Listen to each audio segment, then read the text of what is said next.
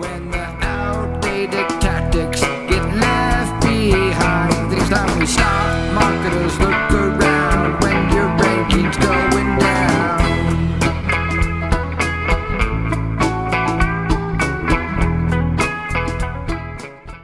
What if, and I don't, but let's pretend that, Okay. I was some local, let's say, I don't know, a flower company or something, and I'm a local florist, and I'm like, I want to create a business profile for every single city in the state. I'm sure there's people that do that, right? Oh yeah, there sure are. What are your thoughts on that? And is things like that again? What are some thoughts on that? Yeah, I mean, I consult with a lot of big enterprises and franchises that think like this, by the way. So, and it is human nature to say, well, if I'm going to get this Google business profile, then how come I'm not showing up over here? My competitors are. So I'm just going to do another one because guess what? They've got 10, but they only have one shop. But they've got 10 Google business profiles. I'm going to do the same damn thing, right? And I'm going to put the keyword of the city name in my business name too. So it'll be Jim's Flowers of San Diego. Yes. We also offer poinsettias. No. So it's human nature to follow basically. Also, there's a lot of bad advice out there too. The guidelines state, however, that you have one business, one Google business profile, one address, one phone number. Okay. And you have one legal entity, more importantly. So, I have a customer that does, dry cleaning, and they open up a physical location in every single city. Well, guess what? They can have a Google business profile because they have a physical location, which is staffed during business hours in each of those locations. The florist, they're probably doing delivery. So they probably have one location and they wouldn't have multiple. So by putting up different locations, what people will do is they'll set them up at their home, PO boxes, virtual offices, things like that. And these things are all against the guidelines. And the way I say it, look at it is this, and the way I like to talk about it is this, is how important is your business to you? Are you looking to sell in 5 years? Are you looking to give to your kids?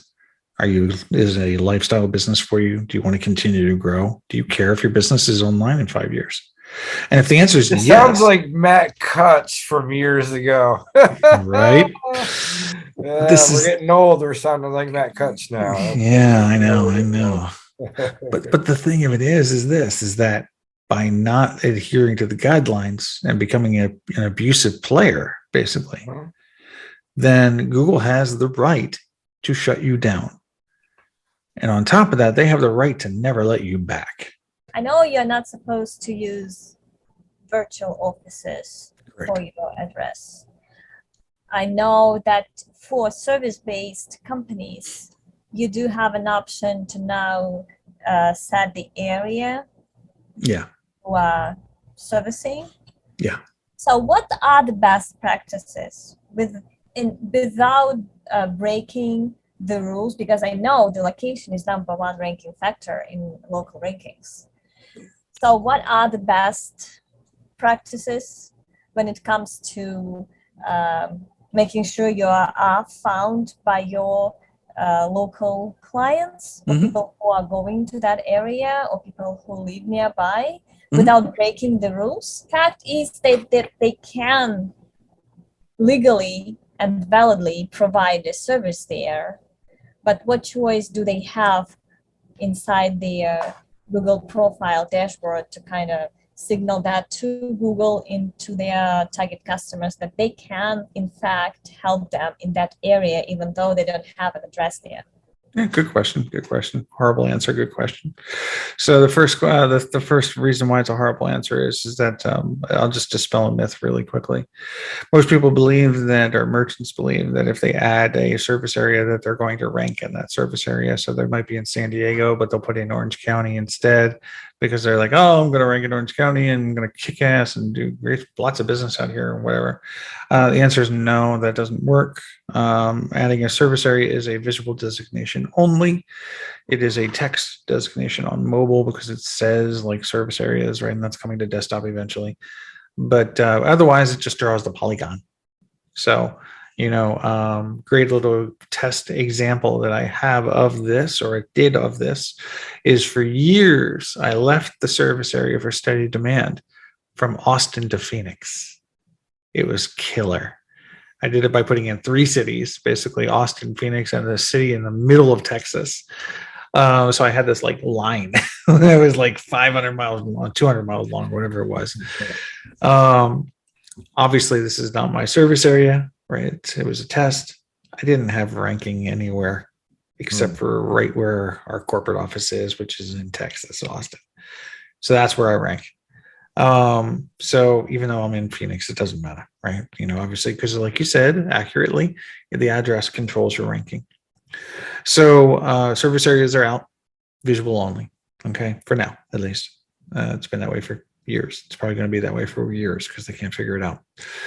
So the only thing that you can do is create location pages on your website. Okay, this is not going to help you rank, but it'll help you rank organically at least.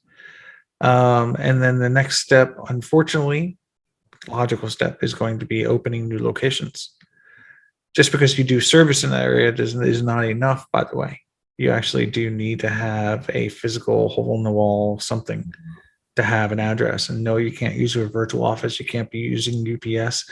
You can't be using FedEx. None of these things are viable and or allowed, and yeah, you have to have a lot of legal documentation to go with that. It's not a cheap exercise. But usually you can tell whether an area is going to be good or not. And what I recommend is get short-term lease. Get a month to month. Might be a little bit more expensive to begin with, but it's more expensive than signing a 1-year lease. Service-based businesses are very difficult for Google to figure out, is what it comes down to. Because you could say that you're servicing all these areas, but actually you're just doing it to collect leads. I can see a day, make a small prediction. Okay. This is probably a prediction that's like 5 years out, by the way, not a next year thing. I think personally that, I know for a fact that service area based businesses are treated almost like a second class when it comes to Google Maps, because a storefront with an address is very easy to figure out ranking wise for Google. For service area based businesses, again, not so much, right? Because there's a lot of different variables there, from an intent, to discovery.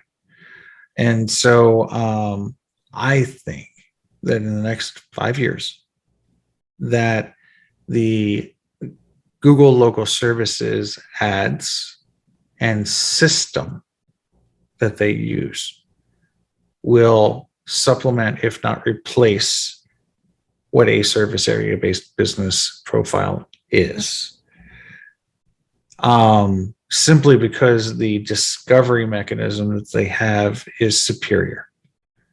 And also, there have been public experiments that show the search interface for something which is called the local categorical finder, which in the SEO space we call the local finder. And that's when you click on see more businesses underneath the 3-pack. Sometimes you go into there and it goes /local services, which will show 2 local service ads on the top, and then the remaining are service area based businesses. And you can change the service area to find different businesses. So that's where I think it's going. Separating out storefront from service area based business. Look